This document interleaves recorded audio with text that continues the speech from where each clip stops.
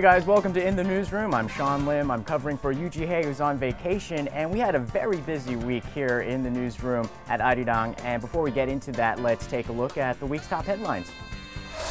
In the headlines, President Lee Myung-bak made a keynote speech on global food security at this year's APEC summit, calling for measures for cooperation among the 21 member countries to cap rising grain prices. During the regional forum focusing on Asia, Lee also met with U.S. Secretary of State Hillary Clinton to discuss North Korea. The Korean film Pieta by Maverick director Kim Ki-duk won the top Golden Lion Award at the Venice International Film Festival. Kim's dark critique on capitalism becomes the first Korean film to ever win Best Film at a top 3 international film event. Korea's producer prices rebounded for the first time in 5 months in August, due largely to a jump in fresh produce prices.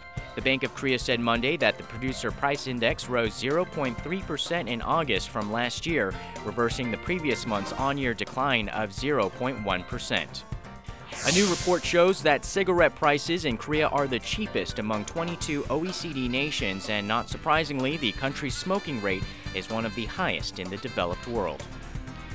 The government said it would toughen up measures against sex criminals by increasing the minimum penalty for the rape of a minor from the current 5 years in prison to 10 years in prison or life imprisonment. The influence of alcohol would also not be viewed as a mitigating circumstance.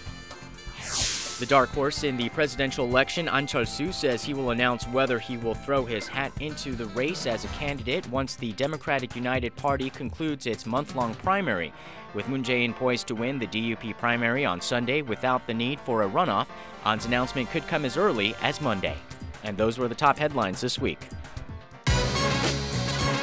So hey guys, I'm glad to be back here. I don't think you guys expected to see me back so soon, but with Gia on vacation, I decided to step in, and we had a pretty eventful week. Right. Yes, Yes, and we did. out of all of the news, I guess we could, talk about some of the election happenings that have been going on, and of course, Yeon-ji, you are now essentially our Ahn Cheol-soo point person and expert.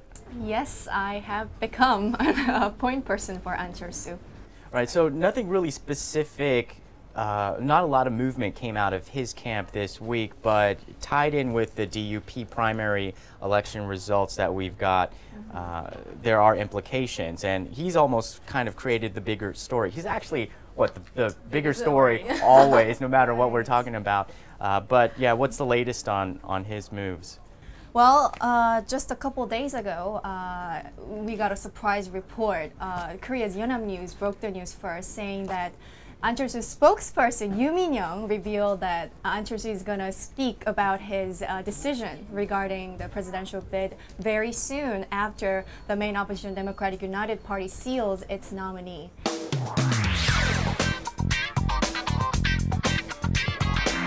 So, Yeon-ji, we've heard some reports that Ahn Cheol-soo has formed a campaign committee and he's going to announce his bid soon. How seriously should we take this information? Well, that's what some media reports have said earlier, saying that, who they say are from the Ahn camp. But when I actually talked to the Ahn spokesperson, Yoo Min-young, over the phone, he said that nothing has been decided regarding Ahn's presidential bid. So I wouldn't trust the reports completely.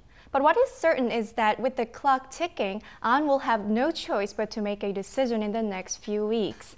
Meanwhile, the main opposition Democratic United Party has neared the end of its primary, and it looks like lawmaker Moon Jae-in is a sure winner for the party's nomination.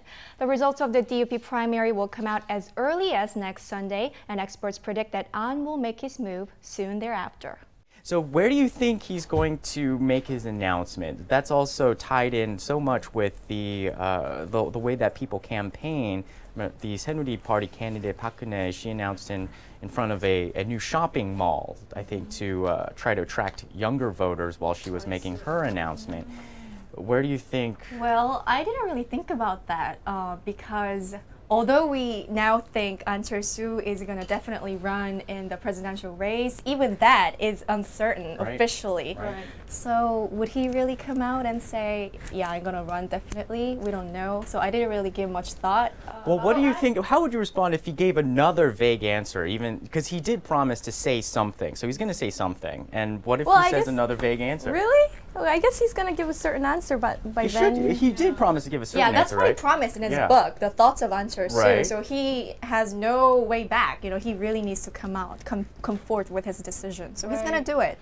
Yeah. And people have been asking me, why has he waited so long until now? Why? But then I asked other experts, and they say it was not respectful of Ahn Cheol-soo to come out and make his decision known when the DUP is still carrying on when it's, you know, primary. So is he sort of supporting the DUP presidential nominees? I wouldn't say he's supporting the DUP nomination race, but he's obviously a liberal candidate. So he needs to somehow, you know, work with them, and then if he does decide to, you know, run the race, then he needs to somehow combine their support bases together with the DUP. Right, so the polls say that you can't have two liberal candidates run against the main conservative.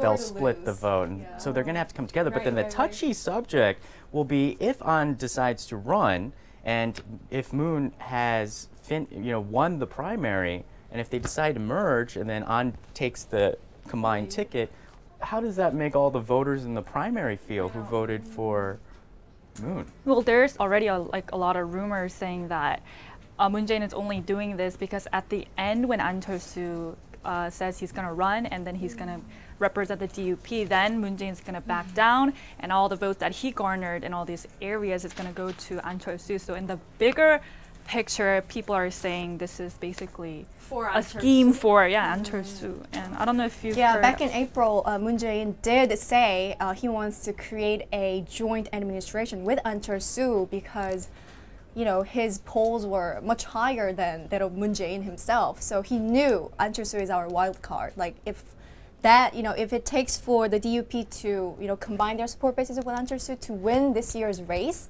and to stop the Saenuri party from taking over power again, then they're willing to do whatever it takes. So he did say that. So, okay. So does it mean that you're going to have Ahn Cheol-soo as a president and maybe Moon Jae-in as a prime minister?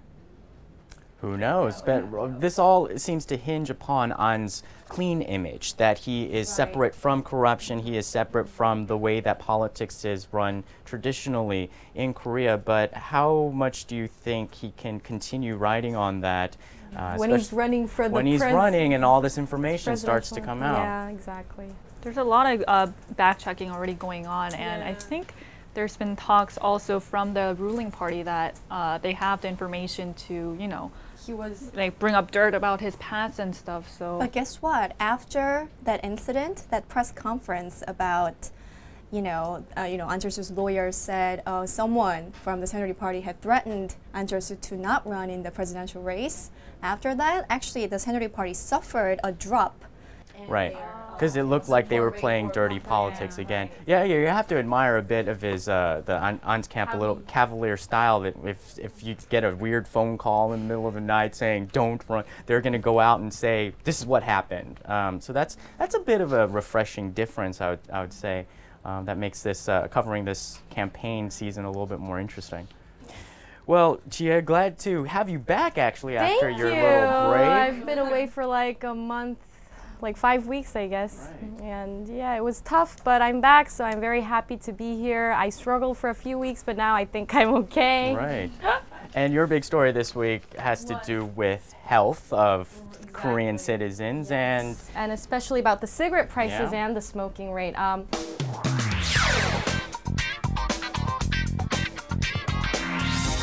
Korean smokers have little monetary incentive to quit smoking. A pack of cigarettes in the nation is among the cheapest anywhere in the developed world. In Korea, one pack of the country's best-selling cigarette costs 2,500 won, or roughly $2. And according to a report by the Ministry of Health and Welfare, this is the lowest price among 22 OECD nations surveyed, almost 6 times cheaper than that of Ireland, where cigarette prices are the most expensive. Korea's smoking rate, on the other hand, was the second highest among the OECD nations at over 44%. Health Ministry officials say there's an urgent need to hike up tobacco prices to lower the country's high smoking rate, especially because the smoking rate of male high school seniors stood at nearly 25% last year. So there was not an initiative out of the Korean government regarding the prices, right? But there is some initiative out of the government to try to curb smoking rates. Exactly. There are. I mean, the health ministry is trying to push forward with a bill that says we will contain some grisly pictures in the in the pack, but still they're not doing anything with the prices. Although they say that hiking prices are the most effective measure to curb smoking rate, but curb smoking. But they're not doing anything with the prices. Rather, they're including some grisly pictures. Also, they want the packs not include any slogans saying that this is not that strong, like mild. Either those kind of words cannot be included. Yeah, so they are working, but we're still doubting if that would be effective enough to actually drop the smoking rate in the country. Right. Definitely, I think they would be effective, don't you think? Yeah. I mean, given that it's so cheap. Obviously. But I actually have personally doubts on if the price rise will it actually cut the smoking rate, because I mean I come from New York, and a pack of cigarettes is like about $15 when I was there. And people didn't really think of it as much of a big deal, and like, oh, I'm not going to quit smoking just because it's $15. And New York City has been hiking up their prices recently, and according to smoking rates, it didn't really go down much. So I mean, it wouldn't affect the whole population that's smoking, but the person I met in the health ministry, she said that the smoking rate. She gave me a statistics that says that the smoking rate would drop by 3% if they hike the prices by 10%. So there is some kind of correlation. There's a correlation. And then also among younger smokers, I believe that makes the highest dent, because it's hard for young kids to pay those prices. Exactly, because they get money from their parents, which makes them to quit smoking if the prices hike. And also, in Korea, the smoking rate among those juveniles, those young kids, are so high. I mean, 25% of male students. In high school? Yes, in high school. The senior high. 25% of them smoke, and like 9% of female students smoke. So it's really high. So I mean, hiking prices is also about the overall people who smoke, but also for the the young people who who smoke. It might be good to encourage different ways to rebel for young kids. All right, well, let's move on over internationally. We had a really great victory, and it's not in the world of sports, but in the world of cinema. Yoo Li-an, you covered the award for Pieta, a film by Kim Ki-duk, one of our famous film directors, and he won the top prize at the Venice International Film Festival. So he got, basically, like you said, got the top prize in the Venice Film Festival, and it was the first time that a Korean director won a top prize in any one of the three major film festivals, which is like Venice, Berlin, and Cannes.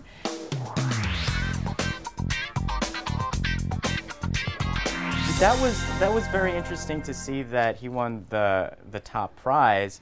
But here in Korea, now sales of his movies of this movie is going up at the box office, but traditionally his movies have not done well here in Korea.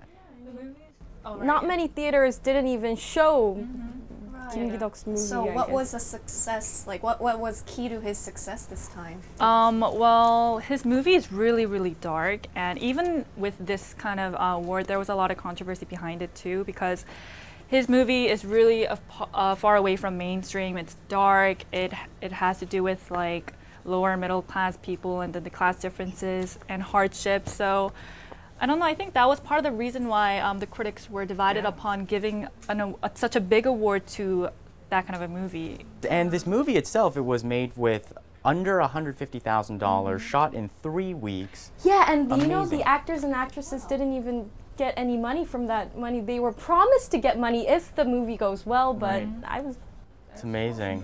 And so, yeah, we asked one film critic this week in our News in Depth, and he said, yeah, if you actually are one of the more advanced, respected filmmakers, you could pretty much get an entire crew and cast who will work basically on almost nothing, just for the passion of the project, and it seemed like it really worked out for him this time around. So this may be the second resurgence of his career. Yes, and I also heard that the movie was like the most commercial movie among the other ones. Out of all his previous movies so Yeah. far, so.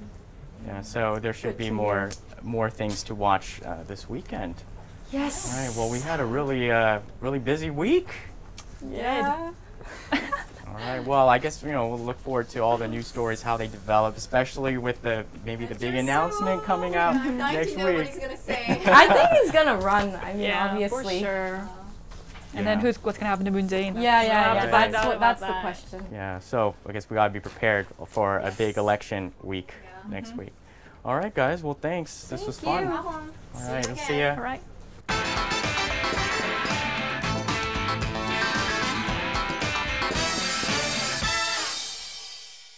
To bring damage to bilateral relations. His apology, President Lee said they say Seoul should build networks with publicized Dokdo as a territory in dispute. It's 10 o'clock on Wednesday evening, September 12th here in Korea. To delay their initial public offerings, time now to go over to our Bunsewa at the Weather Center for the latest forecast. Welcome to Primetime News. I'm Choi You-sun.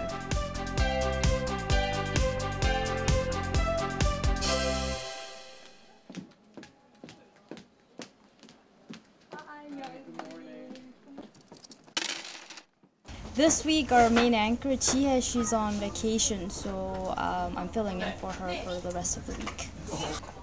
It's quite different. I used to anchor the weekend news once in a while, but that's only a 10-minute long newscast. It's quite different. The 20 newscasts, I had to stand up for 30 minutes. For 22, it was my first time co-anchoring with Sean, so it's quite a different experience, new experience for me. 우리 정보에 숫자를 줄고 시차상. 넘어오겠죠? 예.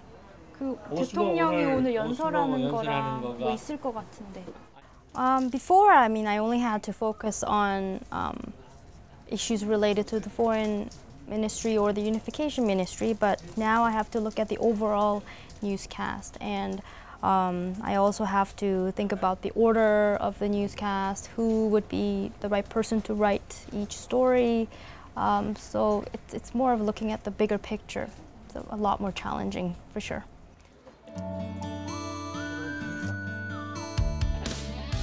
After, towards the end of the meeting, we decide on the 3 items that will be included in the headlines.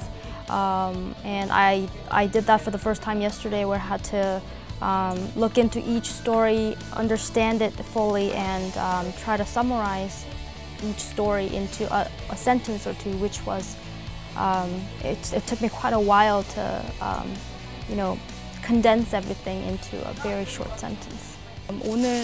오늘 나온 기사를 보면은 우리 정부 쪽에서 이제 작년에 뭐 이렇게 수혜 지원 해준다는데 북한이 막 이런 equipment랑 막 큰 거 식량 이런 거 달라 그래서 이게 안 됐어요. I called Ji-yoon and Hanul to let them know what their stories will, which stories of theirs will air in the evening newscast.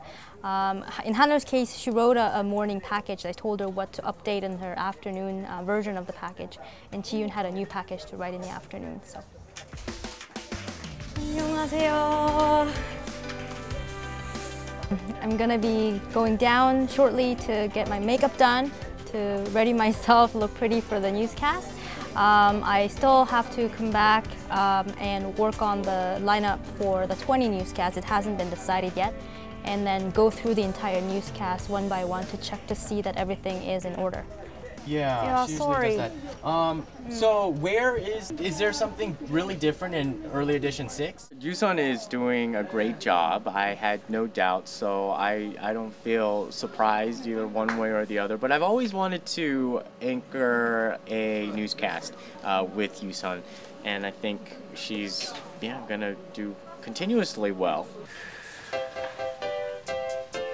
Maybe a bit of a Korean way of thinking, but since primetime news, it's under a co-anchoring system, so I'm more conscious about working together with Sean and how we might look through the monitors to our viewers as 2 anchors.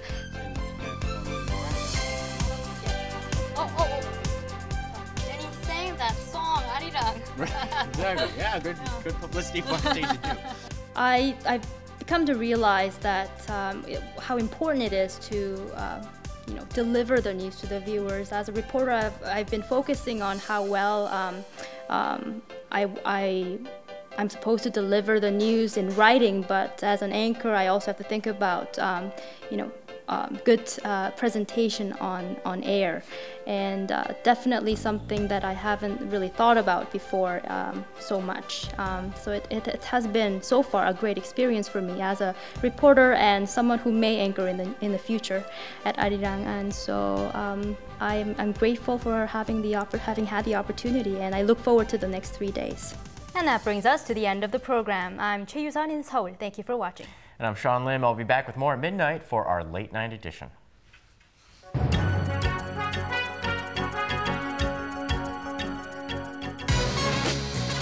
Our Defense Ministry correspondent, Kim Yeon-ji, actually this week covered the Ministry of Unification, and she's down in Daejeon, which is about an hour south of Seoul, and she's there for a very special event regarding unification and the special donation jars that are traveling the country to raise funds for potential reunification of the two Koreas. Hi, Hanwon. Hi, Sean. I'm here out on an event sponsored by the Unification Ministry, and I'm here at Daejeon Station. And officials from the Unification Ministry are working really hard to raise awareness of the importance of unification to the citizens of Daejeon.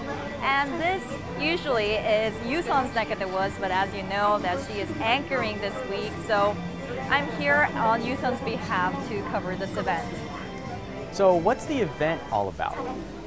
Right, so the event is, again, sponsored by the Unification Ministry. It's basically a cycling marathon, a week-long cycling marathon, which started on Thursday at the city of Daejeon. And about a dozen officials from the Unification Ministry, plus students and bicycle enthusiasts, will be traveling to 12 cities around Korea to raise public awareness about the importance of unification. So how's the atmosphere? Sean, timing, I would say, wasn't the very best. The weather has been a bad factor, but not so much of the weather. Recently, North Korea rejected South Korea's flood aid, so the North-South relations have soured somewhat. So that kind of just dampened the spirit for just raising awareness regarding unification. But despite all this, the officials are saying that the preparations for unification must go on despite the current status of the North-South relations. So there's been reports on the media about North Korea showing an adamant stance to the South Koreans, but despite all this, the efforts are ongoing to just raise public awareness about the importance of raising funds and just really preparing for the future of the two Koreas joining together. Back to you, Sean. Well, we hope to see you back in the newsroom and look forward to seeing what might come out of your time over there.